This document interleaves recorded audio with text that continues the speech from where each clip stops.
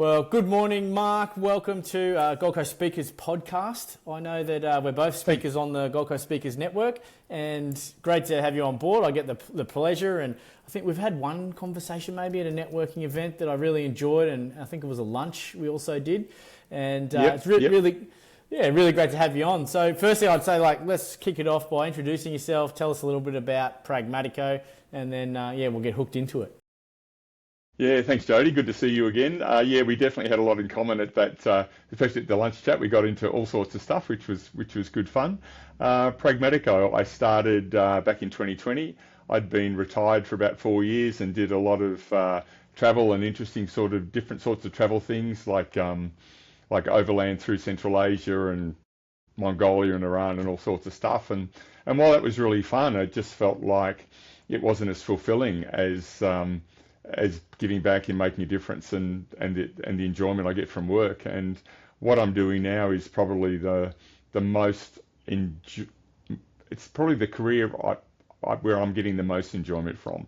I just feel like for everything that I've done in the past, I'm in my sweet spot around culture and communications and leadership and business, and it's going well. Yeah, cool. And I looked through some of your stuff, and obviously the name Pragmatico. There's a lot of talk around that. So, and I experienced a lot of the things that I sort of discovered about you and the problems that you face in what you see in performing teams and whatnot. So, I guess the first question is, why do you think teams struggle with performing at such a high level? I've actually been thinking about this a lot, especially lately, and this might sound pretty controversial because a lot of what I talk about is like leaders being able to step into a vulnerability space and to be open and to take risks. And because it's when we do that is when we actually build our strongest connections with the people in our team. And I heard a really interesting podcast last week that's given me a lot to think about. And he was saying that the guy interviewed on the podcast is CEO of Uber. And he's turned it from a $3 billion loss to an $8 billion profit. So he's had a massive impact there. And he talks about the importance of just truth in business. And I think what holds a lot of people in business back is that we don't tell the truth enough. And that might sound a bit funny. And my take on truth is it's less about when we talk about truth, people think, well, I've just got to be honest. And most people see themselves as being honest. And I don't think people tell lies in business, but they don't tell the whole truth. And when I talk about truth, I think about the word integrity. You know, there are different ideas about what integrity means, but when you read integrity in the dictionary, what it actually means is whole. It's got nothing to do with truth. It's about being whole. And then I think, well, having integrity is about telling the whole truth. And I think that's where a lot of leaders fall down. That we hold back from telling the whole truth. We lack integrity because we don't want to upset someone, or we have this fear of, well, if I'm direct in my communication, I'm going to upset that person. It's going to affect our relationship, and we load honest conversations with all of these fears and doubts and insecurities, and as a result, we're not as effective as we could be. And consequently, our businesses aren't as effective as they could be. And that's where I do a lot of work with my clients. It's setting, like, there's so many layers to that leadership piece. It's about honesty and integrity, but it's also about setting people up for success and also setting you up for success around having some of these conversations too. It's not just having the balls to or the bravado just step in and getting it done, despite what my sign behind me says. It's we set ourselves up for success by having expectations in place, having clear plans in place, having regular communication. There's so many layers to this, but that's what I love about it. It's just fascinating. Yeah, absolutely. So you're talking about some of the gaps there that you see in the performance. So how do you and what you do fill those gaps in a practical way? Okay, well, the pragmatic part of what I do is really important. So the pragmatic parts of getting performance around how well we have a clear vision of where the business starts. It actually being able to have a good accountability conversation starts with that clear expectation and vision of what I want to achieve. And then what a good business plan does is cascade that to everyone in the business so that people and teams are clear of their responsibilities and how those responsibilities align and help the business achieve the plan. And that builds engagement, it builds clarity, everyone understands where they're sitting on the bus and what they need to do to contribute to the success. And then from that, from business expectations and team expectations, we then break it down to these are the individual expectations I need of you in order for you to be successful and to help the business be successful. And I find a lot of businesses just don't do what seems to be really basic things. When I talk about it, I don't think most businesses do that well. And if I'm trying to have a conversation with you about your performance because it's missing what my expectations are, but I haven't been really clear with you on what those expectations should be, then what am I going to talk about? All I can fall back on is, I want you to do more. I don't think you're trying hard enough. You're not, I need more from you. And that's crap. What I need to be able to tell you is exactly what I want you to do more or better or differently. And then we can have a real conversation about why there is a gap. And until I can do that, I'm not being fair or respectful or pragmatic in the way I'm running my business. Yeah, so are you describing pragmatic leadership? Is that kind of what you're saying? And why do you think leaders struggle with that now more than ever? Yeah, I talk about two streams of business. One is pragmatic leadership, which I break down and I call it pragmatic leadership is PTA. You've got to have a clear, well-communicated plan. From that plan, we can then establish targets for the business, not only for teams, but individuals. And once I've got clear expectations, now I can have an accountability conversation with you. And too many people try to have that conversation without having the other two pieces in place. There's so much of what I do is, there's certainly different ways we can have the conversation, but life is so much easier for everyone when we get the first two in place. So yeah, that's pragmatic leadership. Yeah. Authentic leadership is the other area I focus on. And that's also part of what holds us back as leaders. Like, being authentic is about what are my behaviors as a leader that build trust and confidence and loyalty and motivation in my team. And there are a whole bunch of behaviors behind that. And I've done a lot of reading and I've just thought a lot about this question. And I'm laughing at the dog bark. Sorry about that, trying to mute that out. Always the best time, isn't it? On a no, mate, JJ will chop never work with children and animals.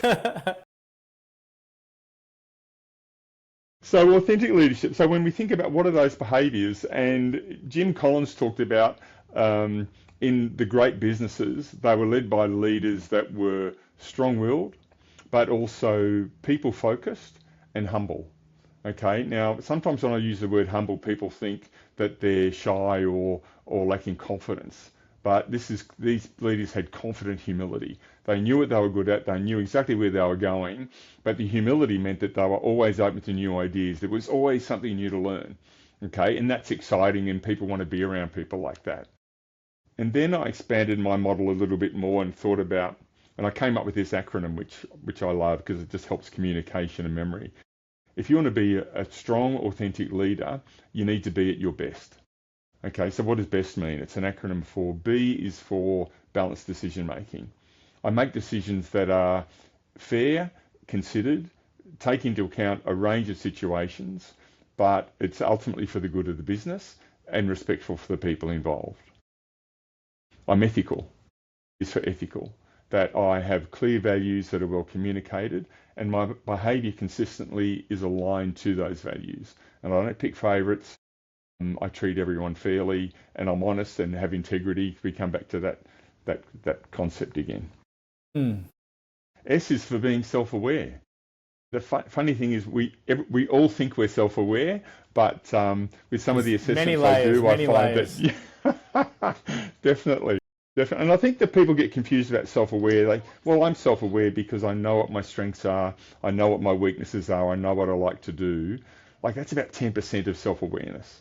We're really self-aware when we understand what are our triggers. What are the things that tend us to react instead of responding thoughtfully? what are our underlying fears that we're trying to manage? How does my behaviour affect the people around me, especially if I'm in a leadership role and trying to engage and influence and motivate, but I've got these blind spots about what I do that means I'm nowhere near as self-aware as I could be. And the T is for transparent. Okay, I have open and honest conversations with people. And so if I can demonstrate those 6 attributes of balanced decisions, ethical behaviour, self-aware, transparent, I'm humble and I'm focused on my people, and then I combine that with those pragmatic leadership approaches, you're just going to nail it. You really are. So why do you think the blend, so it sounds like you blend like the practical with the mindset. Like what are the advantages of that, combining the two? So yeah. Yeah, it just leverages the whole thing. There are a lot of good pragmatic managers around that struggle with the authentic piece. And there's good, so I would have said in the past, I was a good authentic leader because I was open and I had good conversations with my team and always tried to support them and encourage them and motivate them. But in the end, I wasn't as effective as I could have been because I wanted to be the nice guy. And so I struggled with those harder conversations.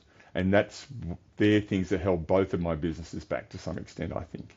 And so it's when we combine the two, we get this synergy taking place where we've got good systems, great culture, and just things go berserk. Yeah. So I was looking at, and I'm a big fan of this too, of doing like the uncomfortable exercises. You do things like speed dating, which I've got the idea of what that is, but elephant in the box. Firstly, what's that? Elephant. And then why do you push your teams in that space? Okay, elephant in the box is an exercise I will typically lead towards the end of the day, and I structure my offsites. So I do offsites and mentoring and smaller programs. Elephant in the box I do at the end of the day, just before I give people time to think about what are their commitments to change, and I make them share that around the room. But before we do that, so there's this brilliant exercise that I came across a couple of years ago, where I get everyone in the room to write on a piece of paper, I would be a better leader if I, and then they have to finish the sentence. And I say, don't let anyone see what you're writing. We want to keep this private. And so I get some really open thoughts and reflections in that. And then the instruction is I get them to fold the paper in half twice, and then I collect them all. And I put them in a box and then shake up the box. And then the instruction to the room is I'm going to walk around again, and everyone has to take one piece of paper. And you might get yours, but you probably won't. But the exercise is open that piece of paper and you have to read what's on it in the first person. You can't say, this person said whatever. You've got to say, even if it's someone completely different, I would be a better leader if I whatever. You read it, then you talk about how it's holding you back and what you need to do to move past it. It seems a bit weird when we kick it off, but it is such a powerful exercise because the elephant in the room, the elephant in the box is that we all struggle with self-doubt. We all have imposter syndrome. We all hold back from some of those conversations because we just have this fear of getting it wrong or upsetting someone. And by the time you've done that with sort of 10 people or 8 to 10 people around an executive team, and they realise they're all pretty much in the same boat, might be some slightly different nuances, that's a powerful experience itself. But also, more so when I start reading out what Jodi's fears were about what was holding him back, and you get to hear someone else talk about your fears, the impact, and give you advice about what you need to do differently. It's just such a great little exercise. Yeah, so we know the power of coaching and development. And look, we're all busy. I hear it a lot as well. Oh, look, I don't have time for coaching. I don't have time for development. Like, what do you say to leaders out there that use that as an objection to starting some sort of coaching or leadership development? Yeah, if they don't have time for leadership, their priorities are all wrong. Okay, if you're in a senior role in any sort of organisation, and you have people reporting to you, your most important priority is leadership and developing your team and holding them accountable, because that's what you're there for. If you don't want that responsibility, resign and become a frontline worker again, because that's what it's about. You're not employed to do the work anymore. You're employed to make sure the business gets shit done. Okay, and so your experience and knowledge and intelligence are there leadership is about leveraging all of that. and sharing it across your team and developing them. So you have this like enormous multiplier effect. And the more senior you become, the more important that becomes. Yeah. So we hold back from stepping into that space because of primal fears that we carry. You know, what if I get it wrong? What if I fail? What if I embarrass myself? What if I don't feel confident in that, so I don't want to step into that space? You don't want to get kicked because out it of the just seems tribe. too hard. Yeah. Yeah, 100%. That's where it all came from. So they're real fears, but like 100,000 years ago, we got kicked out of the tribe. We're going to die. No question. That's why it's such a deep-seated fear in us. But 21st century, you just might struggle a bit, but life goes on. You know, you just got to take that step and show up. And if you don't want to do it, stop being a leader. Yeah, drive an Uber. So those leaders, the ones that do, go. No, I was just going to say that's the gig. If you don't want to do that, stop being a leader. Step out of it. Yeah. Because if you're not doing anyone any favors other than your ego. Yeah. That's right. Yeah, growth comes from the discomfort. You've got to. If you're not feeling the discomfort, you're not growing. Yeah, 100%. Yeah. So those leaders that do embrace, and you see that they shift from where they are to high performance in a relatively quick sort of a way. What are they doing differently to the others? Being prepared to being uncomfortable. Like I give my leaders a list of leading KPIs about how to be more effective as a leader, and it's just behaviours that you need to do each week. But it's about being prepared to try different stuff and getting it wrong. And if you're not getting it wrong, you're not trying hard enough. You know, I recently had some feedback from a leader who we'd coached through about the performance and accountability conversation. And what she shared with me was, and I was really grateful for this feedback, that for her, it meant that she could stop trying to impose her will on the people in her team, because that was always the uncomfortable part for her. And with the way I set things up and the way I coach people around those conversations, it's around, let's turn me trying to get you to behave differently into a conversation about why you're struggling. You know, one of the things, so I have a process around feedback where first step in giving feedback is get your mindset right. You need to be approaching this conversation with a view of, number one, being curious, because you've got an issue but you don't know the whole story. And two, from a caring perspective, that we're having this conversation because I want you to be able to do better and be more successful, as opposed to trying to push you to behave a certain way. So mindset's important. Number two is, what's the issue? Number three, where we just label it simply. Number three is, why am I concerned about this issue? What's the impact that it's having on the business? And once I've shared issue and impact, I want to hear from you. So what's your side of things? Because that now I'm going to get a full understanding about why you may be doing it the wrong way, why my perception is that you're not working hard enough, why things just aren't working. And you and I are having this conversation so we can problem solve collaboratively and come up with a better outcome. And so they give their perspective. Maybe I'll ask a couple more questions so that I've got a proper understanding. Now I've got the full picture, and now I can lead on to the next part, which is working out what the next action is going to be. And what I will do, depending on the situation, is I'll say to them, well, what do you think you should do about this? Because I want them to take responsibility for the situation.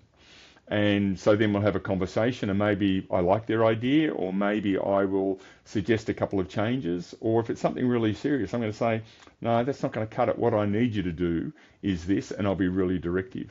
But I've got this whole scope of interventions to take, and then we're going to close the loop with some accountability. So we agree on what the outcome is going to be, and then I'm going to say, well, we're going to have a chat on Friday or next week and just see how you're going with that. So I'm checking back in, and that's closing that accountability loop. And so we're working together. I'm not trying to say you must do this. Sometimes it gets to that, but not often. And we just make it happen that way. And it's easier for everybody. It builds that healthy, psychologically safe culture where people can try things. We're just going to talk about it. But we have to have the conversation, whereas so many leaders don't do that. Or something that I see a lot of is I'll be working with a client and they'll say, oh, we had this tough conversation the other day, so tell me how it went, tell me what was said, and they will then talk about what they said to the person and how they've driven them and pushed them and tried to make things happen. And then I'll say, so what did they say? And they go, what? And they not even really aware, or they didn't think that person's response was relevant. Whereas for me, that's where the power is. That's where change takes place. I can go off at someone for half an hour, but if I haven't actually had a conversation with them, it's just me blowing off steam, which builds resentment, and it's not effective. Whereas if I can, when I stop talking, when I say this is the issue, what's your side of it, and I shut my mouth, now I'm making them responsible for whatever went wrong. And now they're explaining to me about why it didn't happen the way that it's meant to, or why it was missed, or why they were distracted, or whatever that issue is. Now I know, rather than me making a whole bunch of assumptions. And when they respond, that's the key to the whole thing.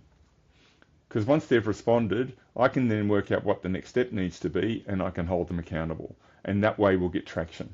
And the feedback I get from leaders that follow that process is just completely different. And the pressure's off them.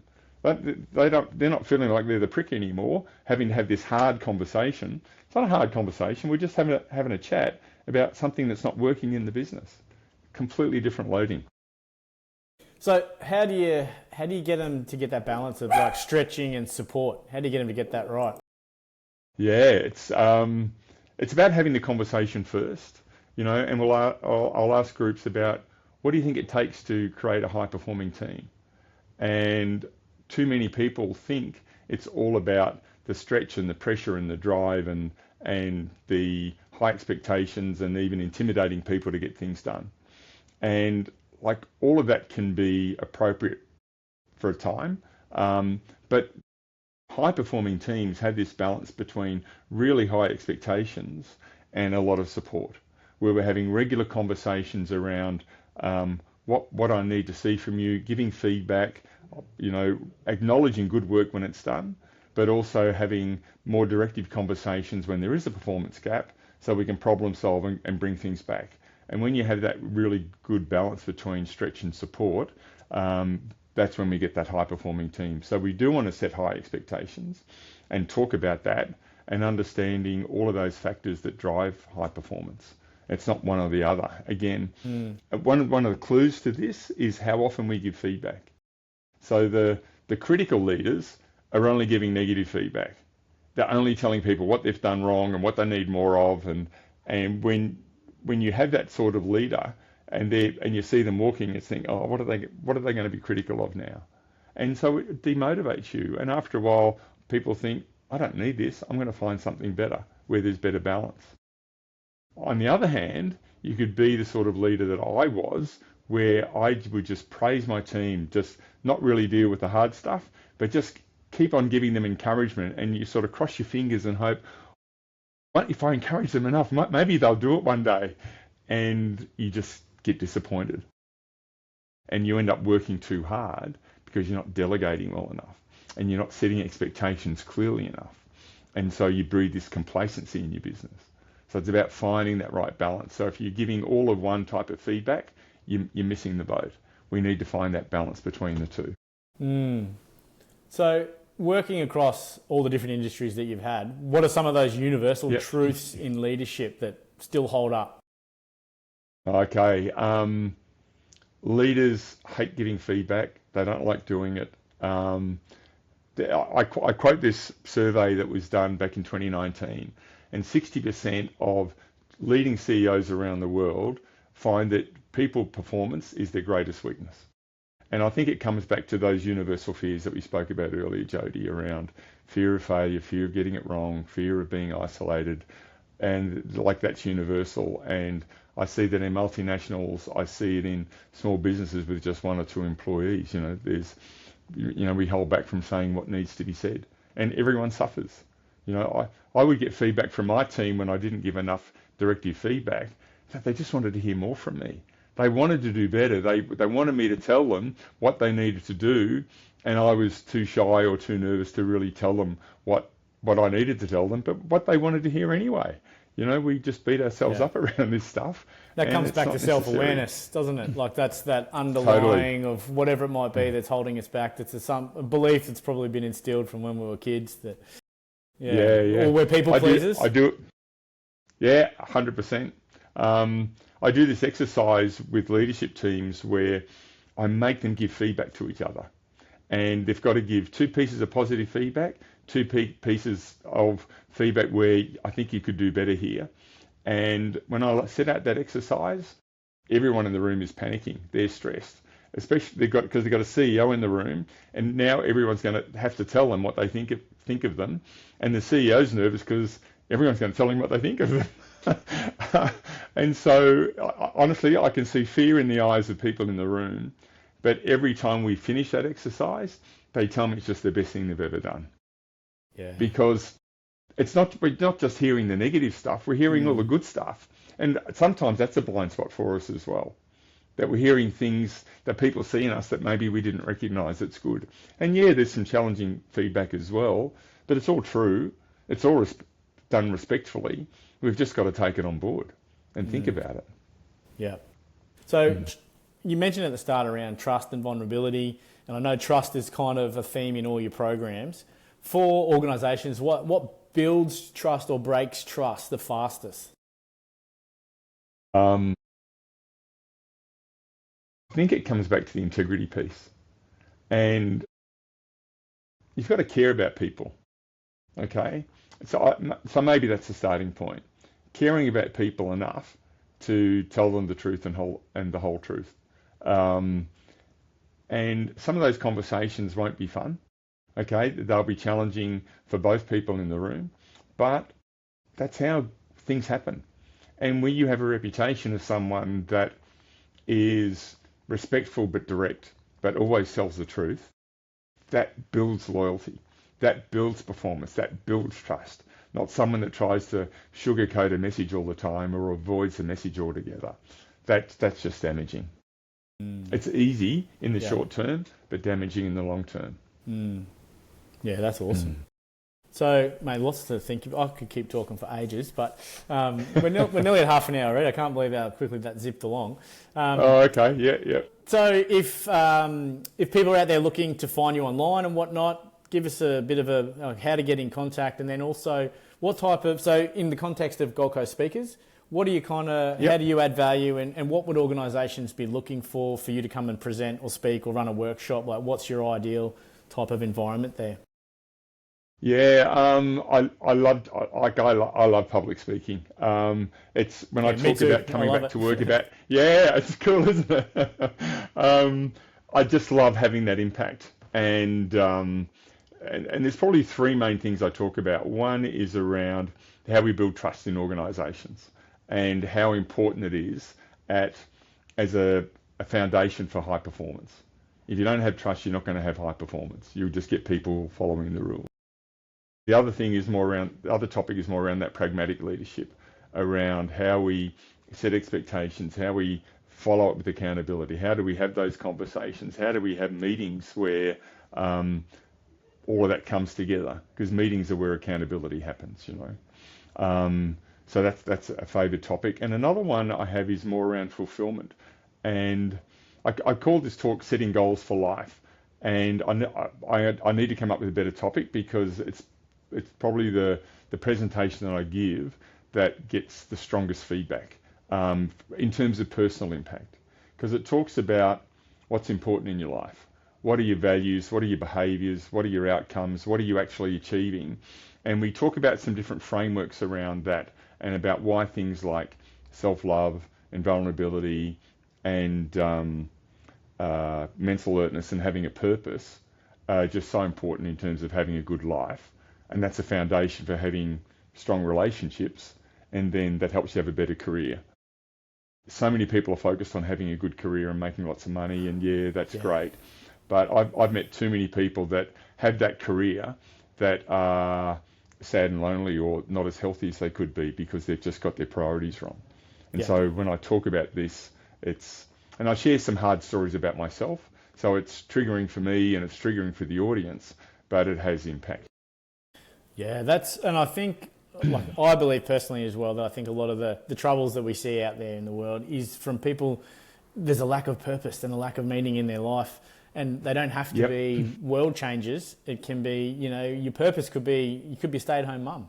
If that's what you're connected to and that's where you find meaning, that's okay. And Absolutely. it's got to resonate with you. Yeah. I think we look at social media, we look at, successful, or what we think is successful people, movie stars, and we've just got that flipped around. We need to look at what is through our values, and that's how we find connection into purpose and meaning. So I resonate with that massively. Yeah. And like for me, it came at a hard time in my life where I just felt like everything was failing and nothing was working, and it really caused me to stop and sit back and think about, Mark, what are you doing with yourself? You're at an age where you should have it all happening and working, and I wasn't feeling that at all.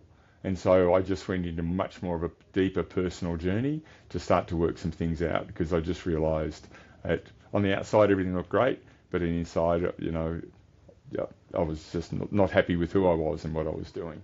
Geez, you hear that a lot. Yeah. And I can tell that the way that you deliver and be vulnerable, that then creates the space for others to open up and do the same. And I'm sure that's why you get that connection and the best feedback from those presentations.